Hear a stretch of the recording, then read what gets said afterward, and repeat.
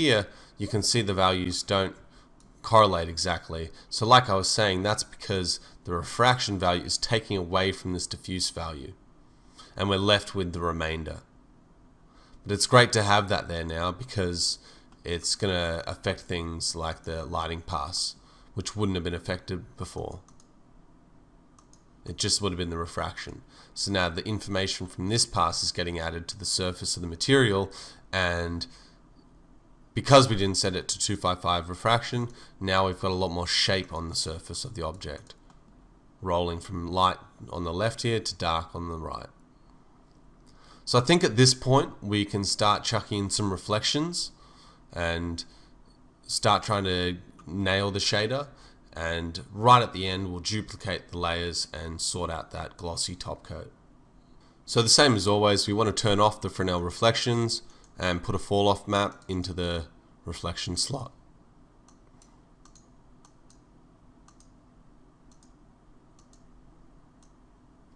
Just going to set what I think is a kind of good start. Now I don't know if I mentioned this in the previous lesson, but try and keep whenever you're adjusting this Bezier handle, try and keep it flat. I've noticed that stays in tune with kind of what's happening in reality, unless you're dealing with a metal. Because in the metals, you'll notice in that lesson 2, it kind of did a little dip. But even still, I'm trying to keep this first part flat.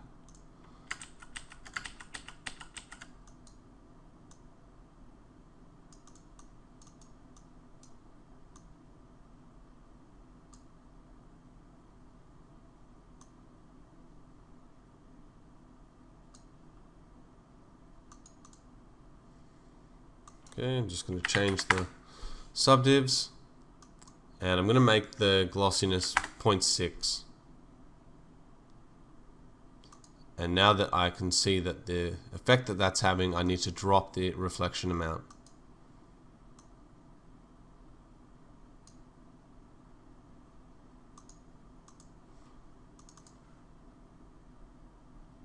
So now we've got something that looks a little bit closer to chocolate again. So I've just rendered that off, and you can see that the effect looks really awesome. Even though we don't have the correct settings for the reflection glossiness or those layers set up yet, you get the importance of understanding how this material works so you can break down the settings required to use. So right now we're getting a really nice, cool effect on the edge, and now we can move on to getting in some of those little details that are going to make the shader look more realistic.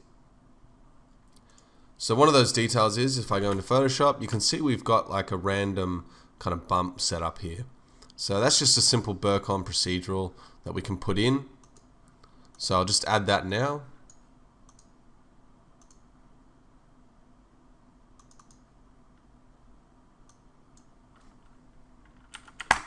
And because I've been working on it, I know the correct scale to use, but you'll just have to eyeball that stuff out when you're making new shaders.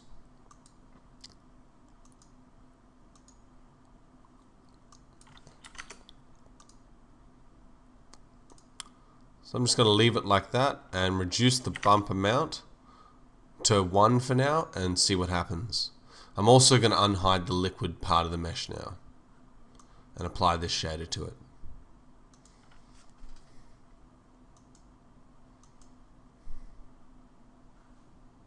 So as that's rendering, I can see the effect kind of isn't exactly what I was after. So I'm just going to make the map scale a bit larger.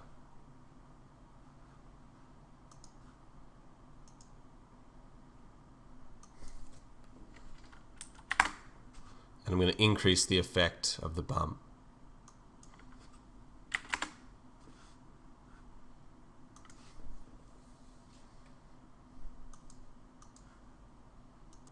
So now that's looking a lot better, but the bump's probably just a little bit too strong. So I'm just going to cancel that and make the bump 1.5. And I'm going to copy this bump map into the reflection glossiness slot. And if you remember, we had the reflection glossiness set to 0.6 before. We're going to play with that a little bit, but just make it roughly the same value.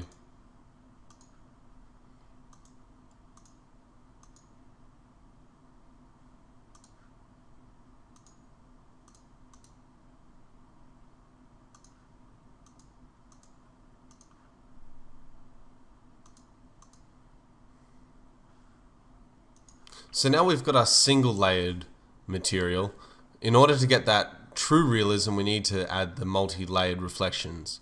Now, like I was saying at the start of the lesson, this is where it's really important that Chaos Group implement this layered reflection system. And what I mean by that is say in here you've got your reflection slot. It'd be great just to have a little checkbox here where you could add another layer or add as many layers as you want. Because right now V-Ray is calculating all this refraction information, and when I go in and use my V-Ray blend material method, it's going to have to double up those calculations, and there's no way around that at the moment. But for live jobs and stuff where you've got the time to wait for renders, this is the method I'd use. The guys who are on the course using Cinema 4D will know exactly what I'm talking about because they do have the layered specular system. So for you guys following along, don't duplicate all these settings, just add your reflection layers to the shader.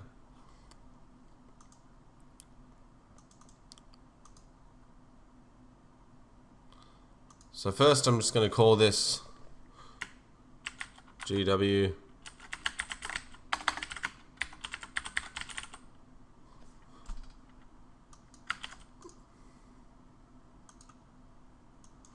base.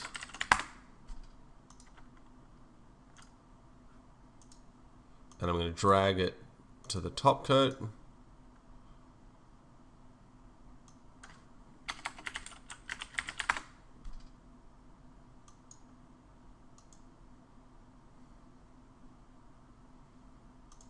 And then I'm going to blend them with a fall off map. I won't touch that for now. First thing I'm going to do is I'm going to go into this top coat, and you'll notice here that on the edges it becomes very glossy again, and even in the highlights here it's becoming extremely glossy. So let me just pause the video and I'll find for you a reference image of what I'm about to achieve now, the next effect I'm going to achieve.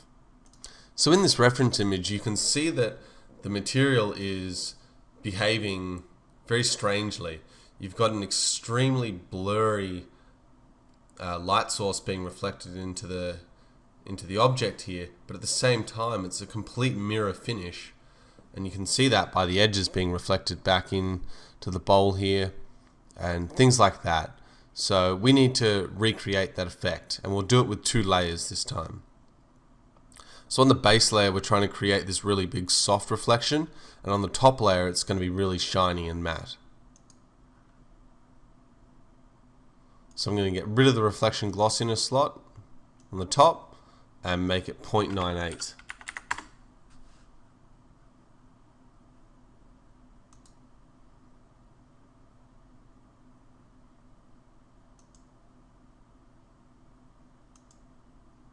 Alright, so when we blend these 2 materials, we want to blend them in a way that was a little bit different from the previous materials, simply because this one's behaving a bit differently.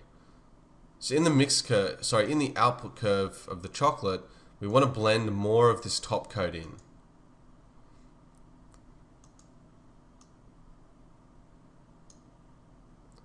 What this will do is you'll notice that the base reflection, that big, strong, blurry one, starts to fade away.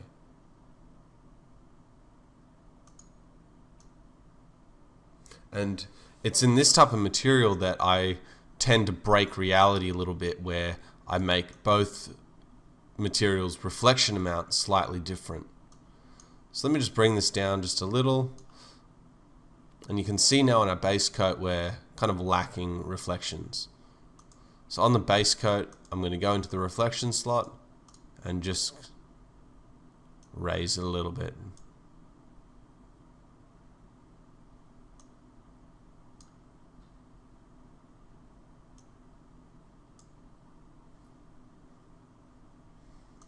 And re-render.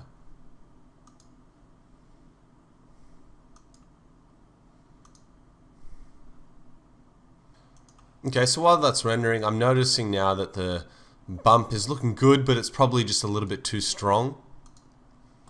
And on top of that, the material's quite a bit bright. So I'm just going to adjust a couple of settings here. I'm just going to cancel this render.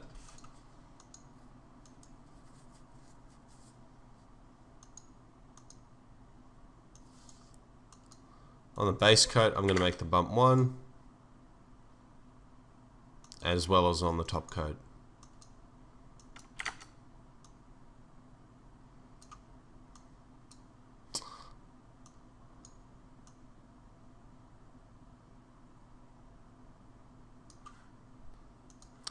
Now another thing I'm going to do is I'm going to change the scatter coefficient, and I'm just going to go a little bit higher on that.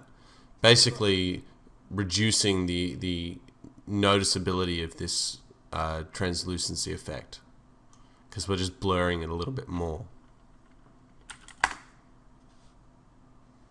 And I'll have to do that to both levels.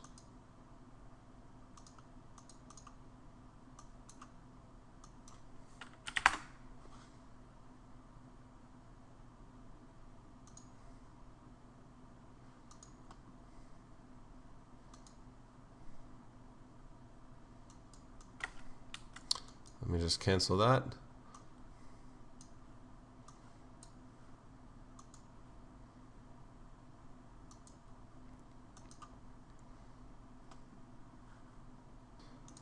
So I'm pretty happy with this now, and I'm just going to cancel this render and render it a little bit larger, and then I'm going to show you the process of saving out your render, bringing it into Photoshop, and giving it that last little kick.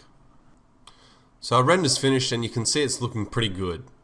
At this point, I should note that I've got the bloom and glare on. When you open up the scene files, this will all be set up anyway, and I've already explained what these things do. So basically, once it's rendered, you need to save it out, and I save it out as a half floating point EXR.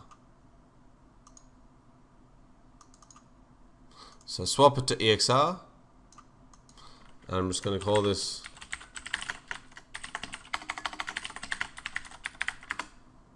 and this dialog box comes up. What you want to do is in the format, you want to set it to half float. You don't need it to be full float unless you're saving out something with a huge dynamic range. So half float's going to be a lot smaller file size, and it's going to be easier to manage in Photoshop.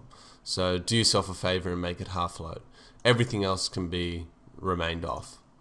So once you save that, I'm going to go into Photoshop, and I'm just going to load that render.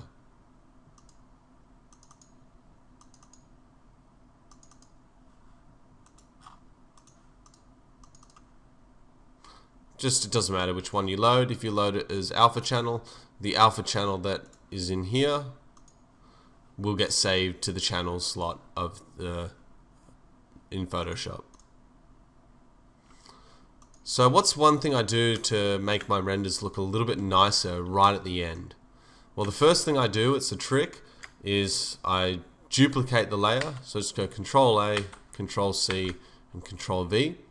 And because this is a 32-bit file, remember everything's we've got a lot more information to work with here. So I'm going to put a exposure adjustment layer over the top. Sorry, that's just gone off screen. And I just brighten it up a little bit and put a little bit of contrast into it. And then I can collapse that down. So now you can see the difference between the layers. And if we look at our reference images, let me just close this.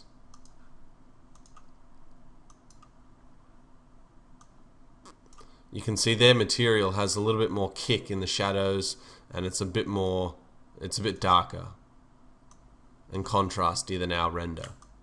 So to match that look, what I'm going to do is blur this top layer just slightly, and then I'm going to make the image an 8-bit file. So I'm just going to go to Image, Mode, 8 bits, and say Don't Merge.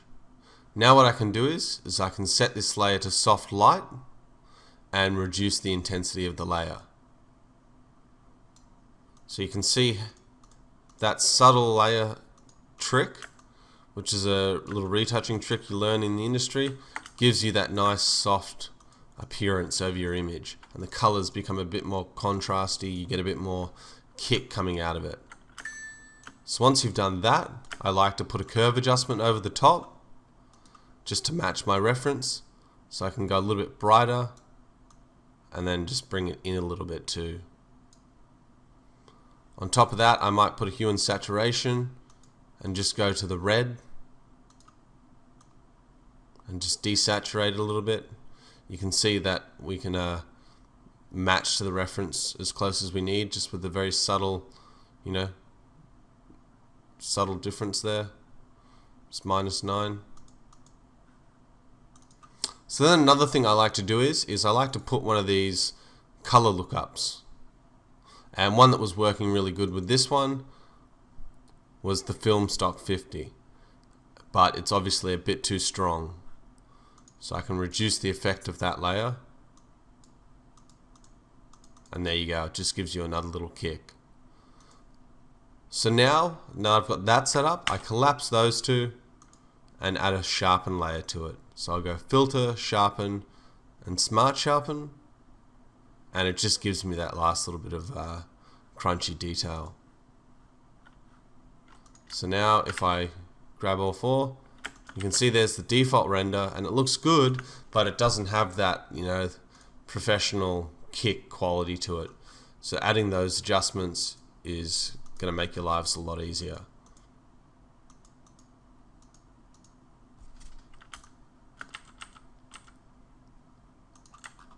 So that's one material we've got pretty closely matched. You can always sit and play with colors, but it's basically doing the same thing. It's behaving the same way. So you should be able to run with that and match other materials. But for now, we're going to go back into Max, and I'm just going to quickly run you through the settings the other materials have, so you can get an idea of kind of what to use when you want to make different materials.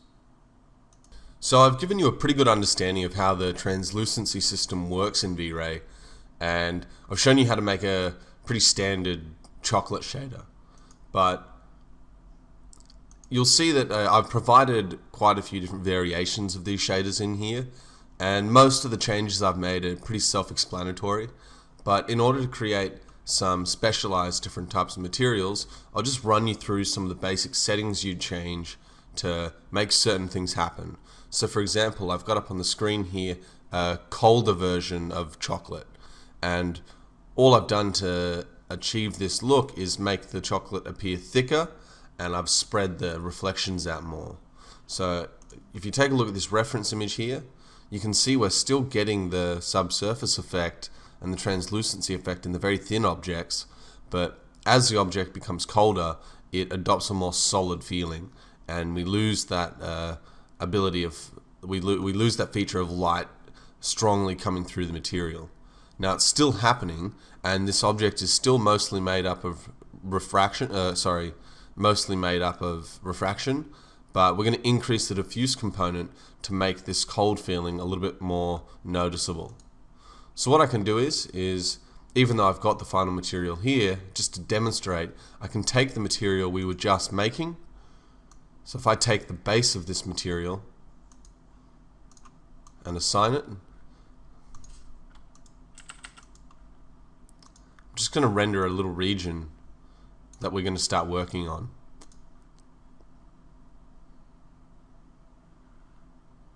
So as you can see, the object's a little bit too translucent. So how do we start? What settings would we change to make the image appear, the material appear more solid?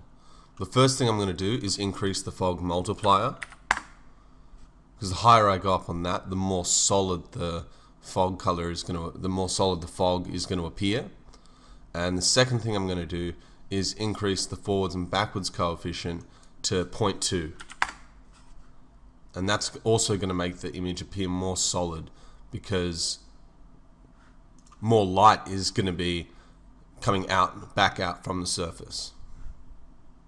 So if I just render with these changes, we'll see what's happened. So we've got a much more natural thickness to the material now, but the diffuse value is still a little bit off. So when we go darker on the object, if we take a look at the reference, we're picking up a bit of a white kind of sheen that's making it look cold. Now that's partly going to be simulated using a stronger matte version of the reflections, but also it's good just to bump up the diffuse to kind of match roughly what's happening on screen. So I'm just going to bump that up and we can just re-render.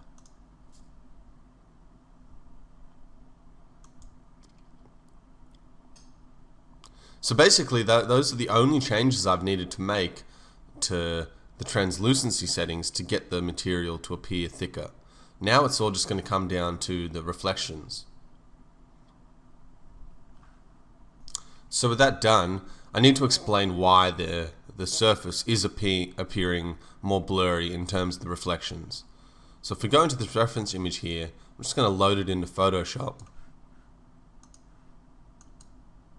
And you can see here that we've just basically got a whole bunch of water condensation on the outer surface. And at a microscopic level, you're just seeing a whole bunch of tiny little bubbles of water on the outer surface, creating that really soft, blurry reflection. So to simulate that, right now we've got a kind of just standard bump, but it doesn't look as good as this stuff here. So we need to go in and adjust the reflection glossiness settings. So I'm going to reduce the value on the first part.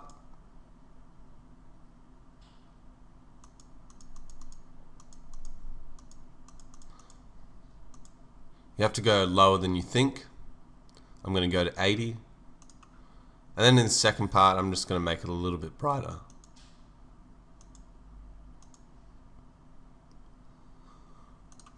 Okay, now we can re-render and see what that's done. Sorry, first let me go into the settings here. And we don't have distortion on. So it's not going to be, you can see here in Photoshop, we've got a bunch of varied sizes happening in these bumps. So I'm going to go in, I'm going to put another Burcon map into the distortion.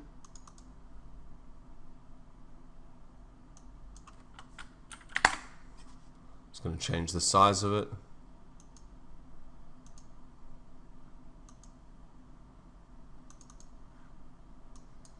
And you can see we've got a little map here that's just going to alter the size and shape of the previous bump.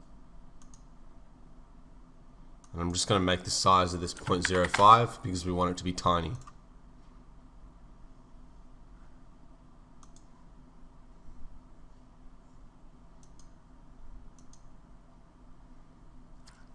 So we've almost matched the material now, but unfortunately we still need to add that second layer, because what we're going to do is we're going to increase the glossiness just a little bit so that on the edges we're catching slightly more glossy reflections.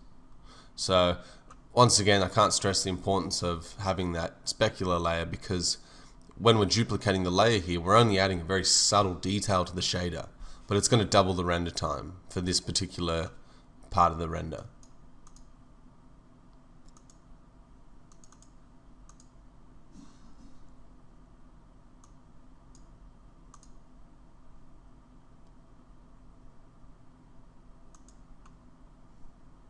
So in the top shader, I'm just going to go into the glossiness now, and I'm just going to make it a bit brighter.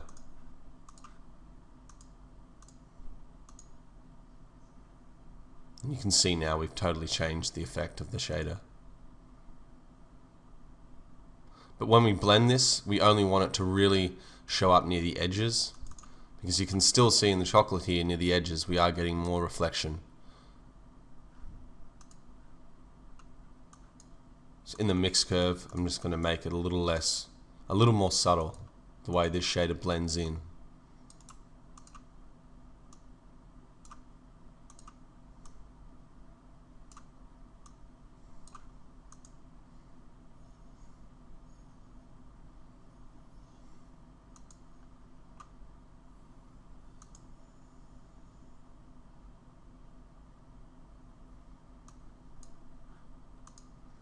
Okay, now I can just render a chunk, and it should be very similar now to this shader.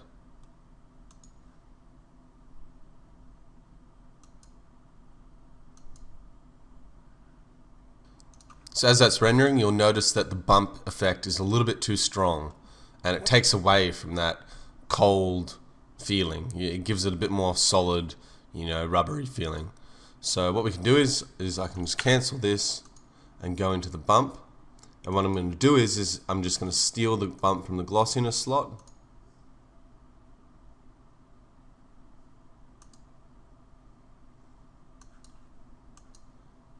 And I'm just going to paste it in as an instance.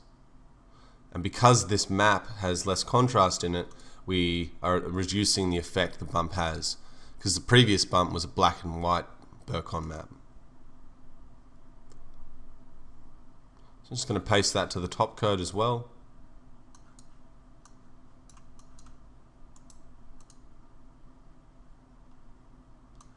And re-render. So there you go. You can see that we've matched the shader quite closely now.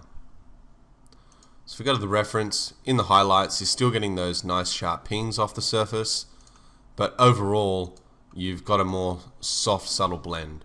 So let me save this and bring this into Photoshop, and I'll show you how you can benefit from the same workflow on this image. And I would just treat each one individually, because I'm obviously, if I'm matching a certain look to an image, and say the client requested this look, I'd have to use different settings in those adjustment layers I make.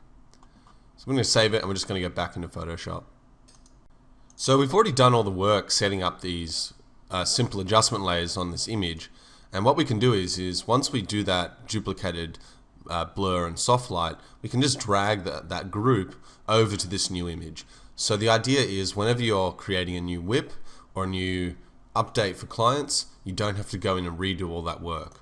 So I'm just going to do my same old workflow where I just duplicate it, except this time we're seeing this chocolate appear a little bit brighter. So I'm just going to go more intense on the exposure adjustment. Just going to introduce a little bit of contrast in it and collapse that down.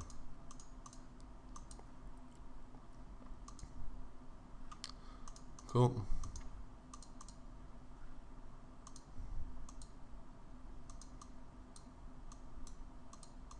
And you can really see the difference that makes if I go 100% in just giving it a more appealing look. So now I'm just going to go into this image and just drag this group over the top. And you can see it does all the work for us. But now the color's out a little bit. So in that hue and saturation, we might need to go back into the red and just reduce that a little bit.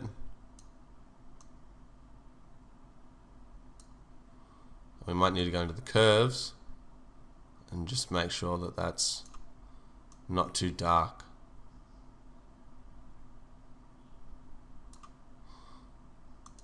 So now lastly, I can collapse that down and add my sharpen filter to it.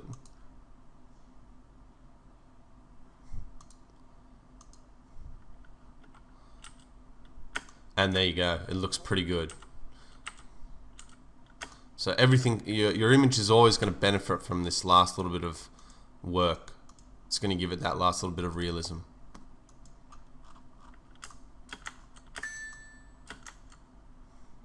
So let's go back into Max again, and I'll show you the settings I changed for the caramel. So as you can see on the caramel I've got up on the screen here, it doesn't look as good as the Photoshop version, but you can see that it's quite a different shader to the chocolate. But there isn't really that many massive changes that have been made to create it. So if I go into the chocolate shader here, sorry, the caramel shader here that I've got, what I'm going to do is I'm going to drag the base out and show you. So the first thing I've changed is that the reflection is stronger. So if I go into the reflection amount and look at the reference images I've got here, you can see it's highly reflective. And caramel just seems to have that effect. It just seems to be a little bit more reflective than the other shaders. So the first thing I've done is I've gone in and I've made the reflections a bit brighter. The next thing I've done is I've gone in and changed all the colors. Now this is just from eyeballing. If you just tweak the colors as you go, then we know now that in the dark spots of the image, so say in these bits where it's going really dark, this is where we adjust the fog color, and in the brighter areas, say where the sun's coming through, this is where we're adjusting the translucency color. So because the caramel does have a much stronger translucency effect, it's not a subtle kind of red color change that we can see in the Photoshop file here where it's a little bit more subtle. In this caramel, it's very strong. The effect is very strong. So what I've done is I've increased the fog bias to make a stronger transition from the fog color to the translucency color. And on top of that, I've increased the light multiplier. So this is another example of where I've played with that light multiplier setting to match to the reference. But at the moment you can see maybe theirs is just a little bit brighter than mine.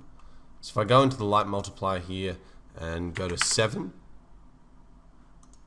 I'm just going to do a little region render and we can see how that's affecting the image.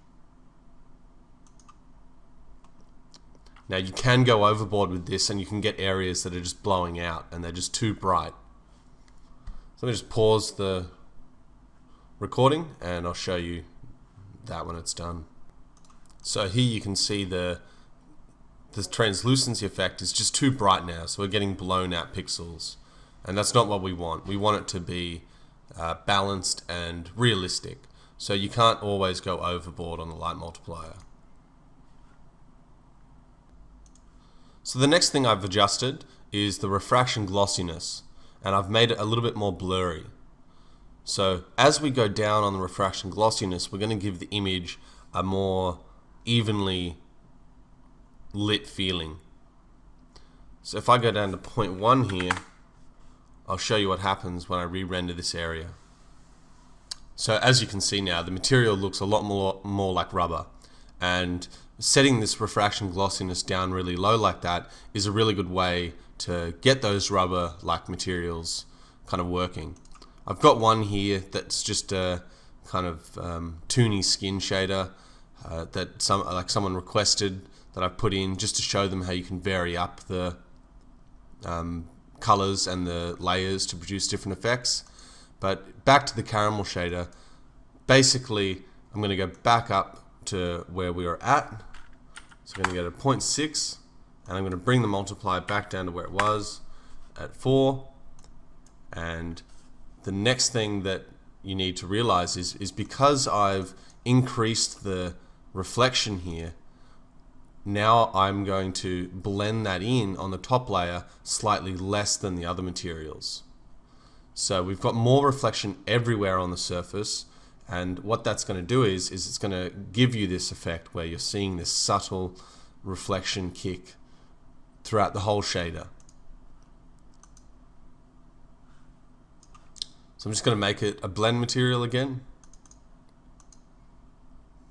and we're going to drag this shader over the top.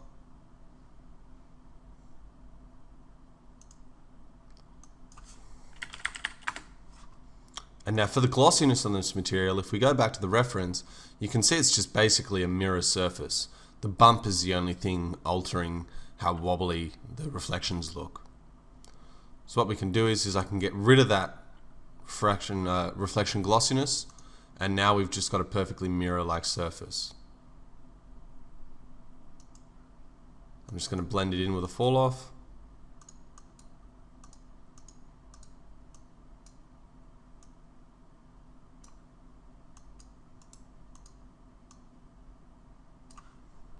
So whereas in the other materials, the blends were somewhere up here, now because we've made the material more reflective, that's not what we want as much. We want to blend this top coat a little bit less strongly. So that's where I just drop it down a little bit, and now that base coat, even though it's highly reflective, isn't seen as much. Instead, we're seeing the reflections come through for the top coat more. And that's where you get that really strong difference in the bright top coat reflections and this subtle blurry base coat reflections.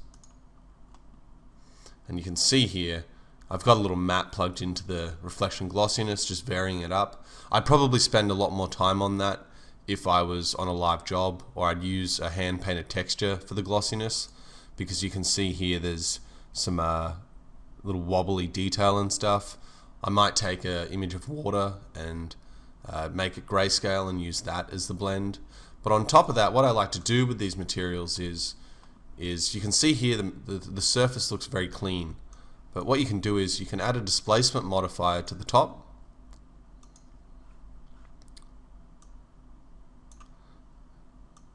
And I'm just going to make a Burcon noise in the map slot.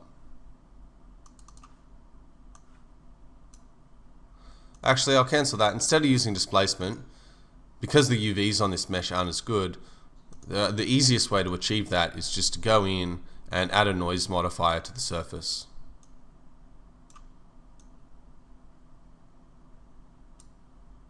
So if you set the scale down really low, now you need to reduce the strength.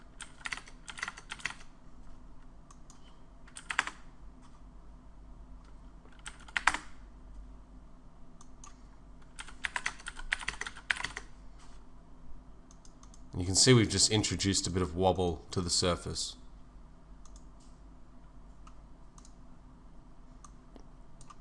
So I'm just going to render that and show you where it's at. So as that's rendering, you can see the appearance of the base layer's reflections are a bit too strong, and they're taking away from the cleanliness of the shader. So I'm just going to go in and adjust that and re-render.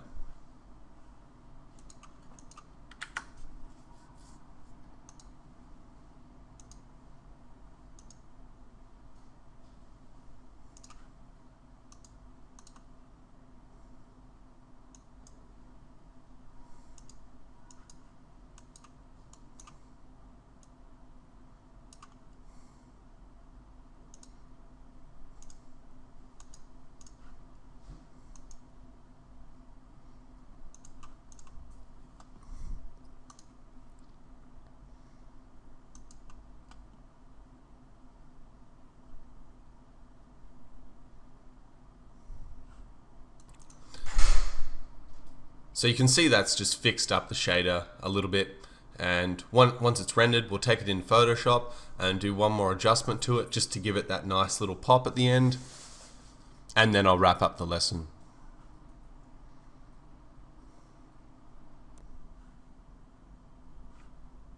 So we've got the final render here, so I'll just bring it in Photoshop.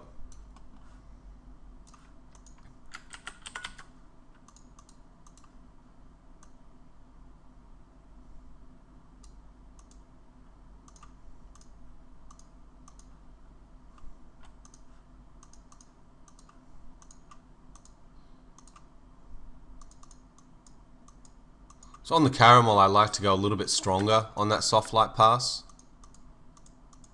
just to get a bit more saturation in the shader.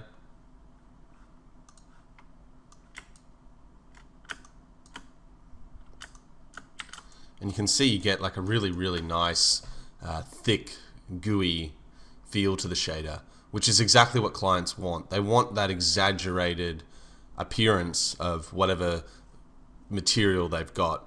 So in reality, I think you'll find that a lot of the times clients give you some of their own reference object for whatever you're creating. Say if you're making a block of Cadbury chocolate, they'll supply you a whole bunch of chocolate to base off, but you end up going with something that looks a little bit more appetizing, because in photography, when they're shooting their chocolate, they're doing a lot of work in retouching and in the lighting to make it appeal to you more than the actual material does in real life.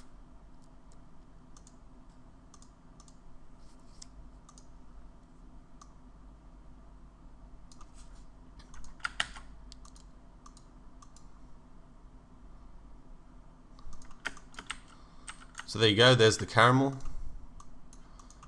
And you can see they're both looking pretty nice. So I'm going to jump back into Max now. And all these materials are just subtle variations from the ones we've created. So I just want you to go through and take a look.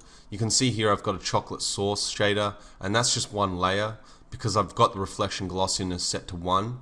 So this is a more simple shader, but we're still incorporating the translucency. So even in the thick areas, the object appears thicker. So that's happening with all these shaders, and even though it's sometimes hard to find reference showing it, your best bet in creating these awesome shaders is to just keep looking for nice reference. So while making this lesson, even though I've only selected a few key reference images to show you guys, I've looked at hundreds to find what I think appears the best. So you can see here on this website we've got a Calder chocolate, and all we do to get that look is just to blur the reflections more and dull the top coat. But you can see here that it is appearing very, very shiny where the material's a bit more heated. So that wraps up this lesson. I want you guys to go through and take a look at all these shaders. They're all production ready now, so if I was working on a live job, I'd happily use any of these to get started. So I hope they're extremely useful for you guys who end up doing work like what you've seen in my folio. So just one more reminder about the HDRI to set that up correctly. So when you load my source files, you're going to go into Photoshop and you're going to reduce the saturation on this HDRI to -50 and then load it in. Then you've got the exact same source file as I do.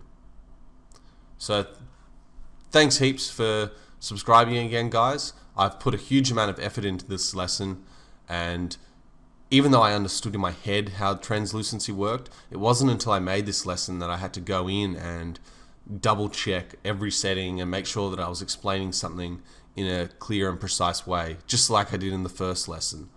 So even though the lesson's only an hour and 20 minutes long, it ended up taking, days and days of recording and re-recording to get it to this point.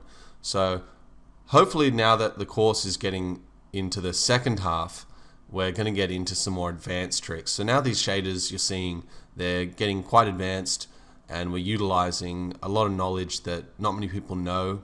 So in the next lesson, the second biggest question I was asked is, how do I make that ice shader seen on your website? So the next lesson we're going to go in and we're going to be playing with ice and snow. Thanks heaps, guys. I really appreciate your patience with me creating this lesson. I know it's going to help out a lot of guys, so please let me know how it goes. And I'd love to see, now that I've made all these shaders, I'd love to see some results from what you guys have. So if any of you guys have any liquid or chocolate models, it'd be great to apply these shaders and show me what they look like in this scene. Thanks heaps, guys. See you next time.